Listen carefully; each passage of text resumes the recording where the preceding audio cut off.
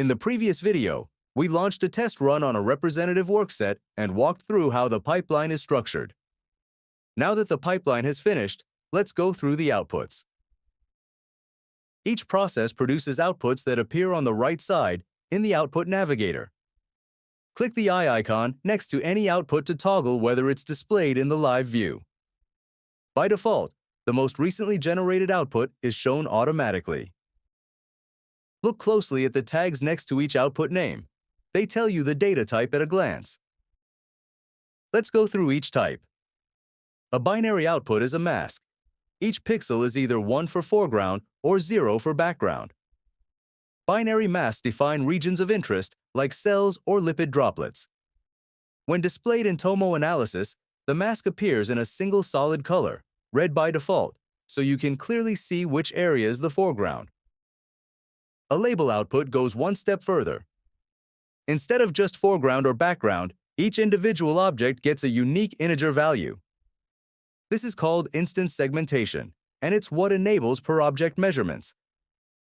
For visualization, TomoAnalysis assigns one of 12 colors to each object.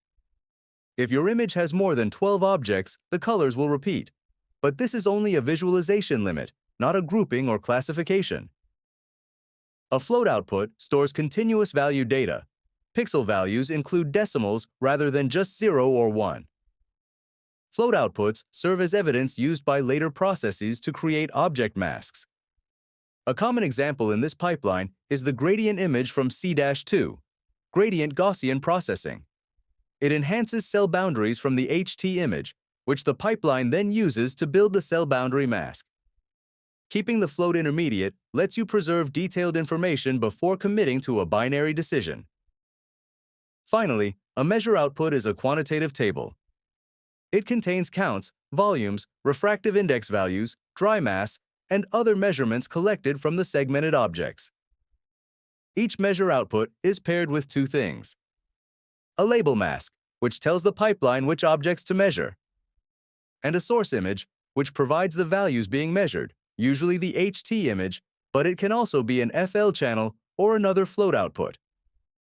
You'll find these tables below the live view. You'll also notice 2D or 3D tags next to each output name. These tell you whether the output covers a single image plane or the full volume. Now that we understand what each output type means, let's use them to check the segmentation quality. Now let's actually look at the segmentation results. For this lipid droplet pipeline, the most important outputs to look at are the labeled cells from process C5, cell labeling, the labeled lipid droplets from F-3.LD label size filtering, and the per cell LD grouping from G-2, LD grouping per cell. To check these masks, we'll overlay them on the HT image in the live view. Find the Visualization control panel just below the Output Navigator. First, select the HT image.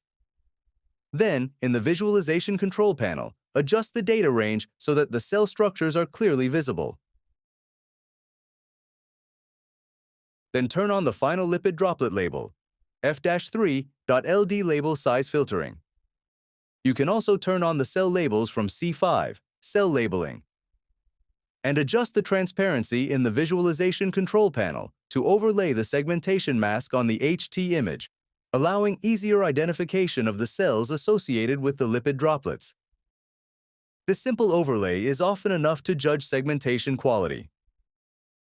Use mouse controls to navigate through the volume. Scroll the mouse wheel to move through the Z-axis. Drag the right mouse button up to zoom in or down to zoom out.